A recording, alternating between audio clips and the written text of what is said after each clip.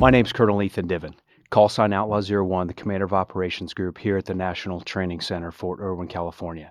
Today's episode of Thinking Inside the Box, the Gauntlet, is part of the Warrior Chronicles, the podcast of Operations Group and the National Training Center. Gauntlet brings you best practices fresh from experiences of the box, with leaders that have survived and thrived in the crucible of ground combat. Today I'm sitting down with 2nd Brigade, 1st Cavalry Division, the Brigade Commander, Blackjack 6, Colonel Jose Reyes, and one of his company commanders, Sergeant 6, Captain Brendan Fowler. Your team must be incredibly proud of what the Blackjack Brigade, Task Force Blackjack, accomplished while here. And thanks for spending the time with us today to make our Army and our Joint Force better. The opening question, what is burning on most people's mind? What was harder than you expected? Blackjack 6, over to you. Thank you for having us, first and foremost. Happy to talk with you today and to hopefully make our Army better. What was harder than I expected was the conduct of security operations while considering our adjacent units in the division large-scale combat operation fight. We often found ourselves assuming away our flank because a sister brigade was there and the brigade boundary accounted for that piece of key terrain. When in fact, our thinking enemy, the Black Horse Regiment, often exploited those seams, and we saw some enemy vehicles and other elements in our rear area. Our plan often accounted for the fight forward, the deep fight, and then the rear, the sustainment area, operations and sustainment, but did not often account for what combat power we would need to fight an enemy formation that was coming for our brigade support area, our self-propelled artillery locations, or for our command and control nodes. In battlefield framework and battlefield geometry is a brigade task and super challenging to fight inside the 50-second IDs construct. Now, so down to a company commander, so Sergeant 6, what was harder than you expected during your fight here? At the company level, it's a little bit different challenge. We have a lot more tasks that challenge down at that level. We came through this rotation when we had 0 loom, so it was the darkest nights that we would have. That proved to be extremely challenging for my company in particular. Night land navigation on unfamiliar terrain with new tank commanders proved to be slow, deliberate, and forced us to put an emphasis on safety, which I think at all levels we had done adequately, and that obviously saved some lives during the rotation. But navigating through the box with minimum loom was definitely harder than I expected it to be. We like to say that the desert does not care. It is an unforgiving environment with the much vaunted opposing force, the Black Horse Regiment, that makes generating combat power, uncoiling and employing ourselves incredibly hard. There have to be some things that you were not expecting that were actually surprises. So what surprised you most during your rotation? I have been here before, and I know the challenge presented to us for communications when we are operating an Armored Brigade Combat Team at such a distance. However, I still found myself surprised by our difficulty to communicate and establish a true fighting pace for us to be able to communicate changes and employ decision point tactics. What we often fell back on was mission and commander's intent versus decision point tactics on the battlefield because of our struggles with communications and setting a deliberate C2 architecture to disseminate orders in a timely fashion. Now, how about in charging? What surprised you and your troopers? Colonel Reyes has been here quite a few times. This is my first time at the National Training Center. So the biggest surprise was the size of the maneuver space itself. That operating at night, operating during the day, and Black Horse's ability to use that open maneuver space and capitalize on it, that definitely surprised me and forced me to change how I was operating at the company level in order to combat that. So that was definitely the most surprising part of coming to the National Training Center. Did you see over time your company being close together because they weren't experienced or used to the expansive open spaces? And then as you became more comfortable, starting to spread out and become more dispersed? Absolutely. Once we emphasized how much we can disperse as a tank company and max effective range of the weapon systems, and they felt more comfortable opening up their maneuver, we saw an increase in the dispersion of the company during offensive and defensive operations. So it sounds like we were a learning organization. Absolutely. Outstanding. What are you most proud of? Because there are a lot of wins that each of the organizations, really across Task Force Blackjack, experience. So Sergeant 6, let's start with you. What are you most proud of from your experience here? What I'm most proud of has to be my company's flexibility. During this rotation, we were task organized under a different battalion. We were part of 1-8 Mustangs, and that incurs a lot of flexibility inherent to that job. We were also tasked to be the Brigade Reserve at the beginning of the operation, and that definitely forced us to be more flexible with multiple COAs or courses of action that we would have had to execute. But I'm most proud of the company's ability, down to the tank commander, down to the loader, of their flexibility during our rotation at the National Training Center. Do you find there was flexibility within your company because of how much time you had to train up at home? Was there a particular product or a way you brought leaders together and quickly gave out guidance? What can you contribute to that flexibility? The flexibility that I would contribute to that is our team cohesiveness. When I executed an operations order, I emphasized my intent and went through the graphics and made sure they understood where everybody was and what the initial plan was down to the tank commander level. And that provided the flexibility within that intent that's nested with the battalion commander's intent and the brigade commander's intent, so that they were comfortable giving recommendations and being able to action on Black Horse as they fought us. And so when you issued those operations orders to your company in a time-constrained environment, who did you bring to attend your company op orders? Because you said you confirmed down to the tank commander level. How did you make sure that happened? Multiple ways throughout our rotation. So we, at the beginning, just executed with the platoon leaders and the platoon sergeants. Based on the detail of the plan and where we were currently at in our operation, there were times that I was able to pull tank commanders in to be a part of it, and they absolutely were a part of the rehearsals that we executed before we executed the operation. But other ways that I would do that is spot checking graphics, ensuring that that information is getting down to the tank commander level at a minimum. I had a lot of help from my first sergeant and my XO in executing that, but we were able to get down to the tank commander level and ensure they understood the mission as it was. So you specified that graphics were down to the tank commander level as a pre-combat check, and then you, your first sergeant, and your XO conducted a pre-combat inspection to ensure that that was completed. That sounds like a best practice in a TTP that anyone listening could take forward. All right, Blackjack 6, over to you. What are you most proud of with what Task Force Blackjack accomplished?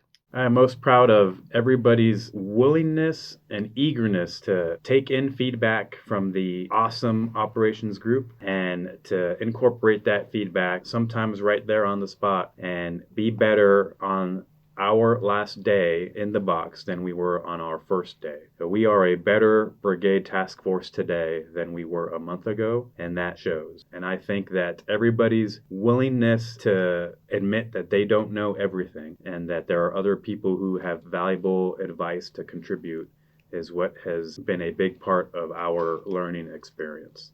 Based off of the training proficiency that the brigade was able to get to prior to our rotation here at the National Training Center, I feel that we have grown leaps and bounds because of everybody's willingness to learn and how much they cared about warfighting and being better warfighters. Now, Task Force Blackjack created and used a unique document called the Transition Support Matrix, where our observations as the operations group, we routinely see units do not do a great job, at least up front, but grow over time, at identifying the conditions required before we execute a major task.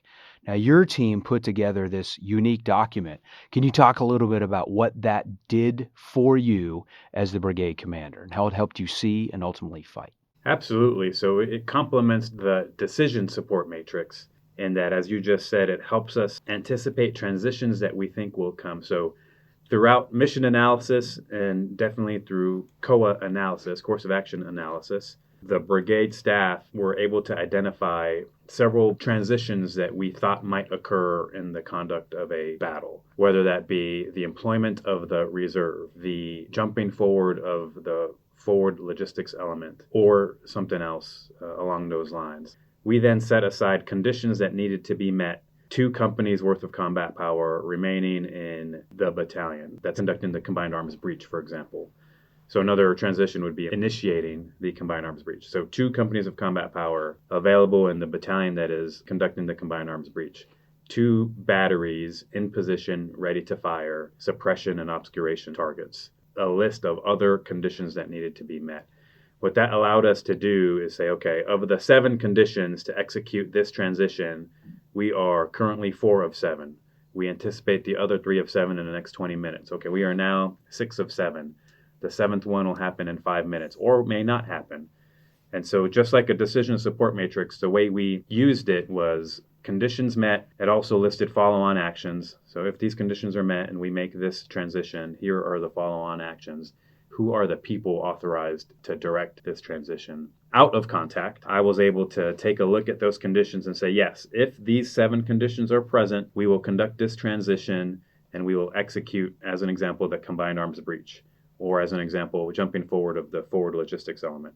I was then making a decision out of contact, which allowed the staff in the heat of battle to say, we have met the 7 conditions. The brigade commander has already made this decision.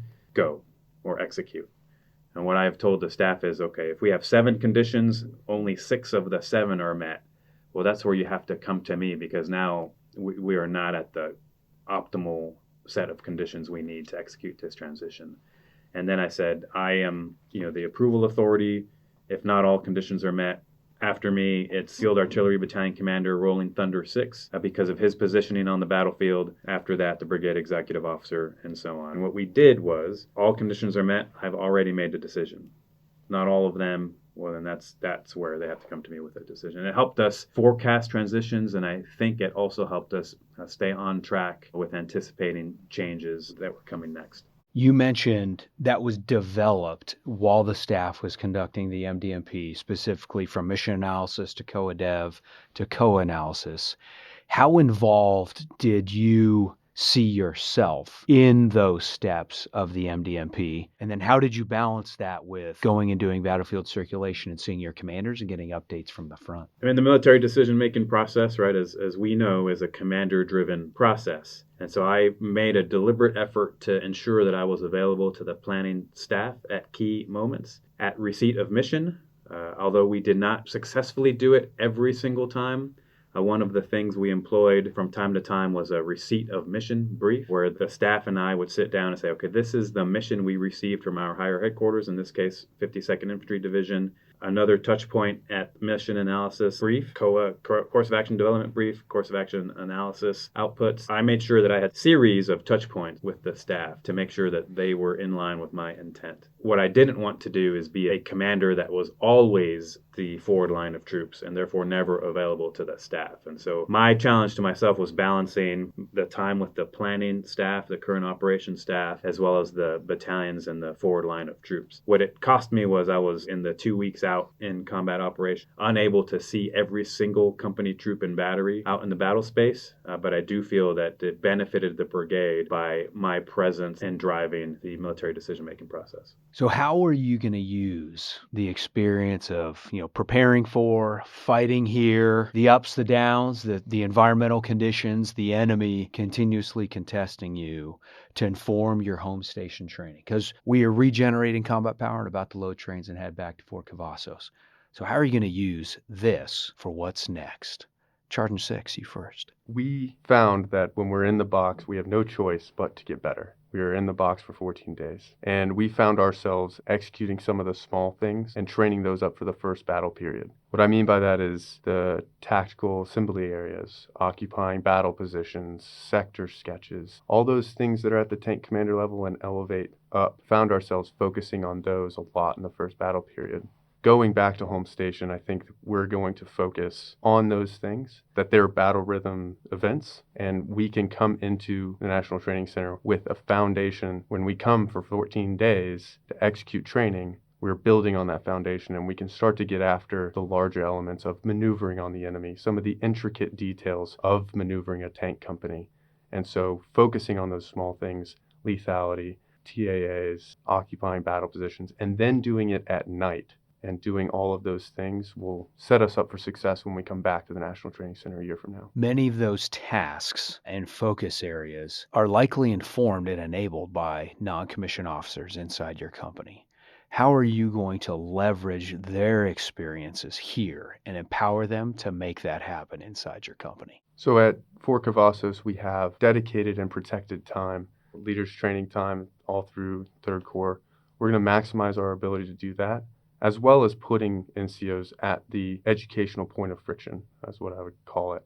So ensuring that they are rooted in doctrine and are executing the training that we're doing back at home station to a standard that is rooted in doctrine and also within our tax op, and putting the NCOs forward and executing that training while the lieutenants are there observing, driving, making sure it's happening, but the person that is actually doing and executing the training and making the checks is the NCO in the company. And then what advice do you have for leaders that have an NTC rotation in their future? Working JBCPs win the day is what I would say. And then following 5988 from the forward line of troops back to the logistics resupplier or however you hand that off, and then ensuring that it gets back to the maintenance team and it's being followed through on, which would be a good task for the XO to follow up on. But ensuring that happens will pay dividends when you finish the National Training Center rotation and begin the regen process that we're currently executing now. But going back to the first point, the JVCPs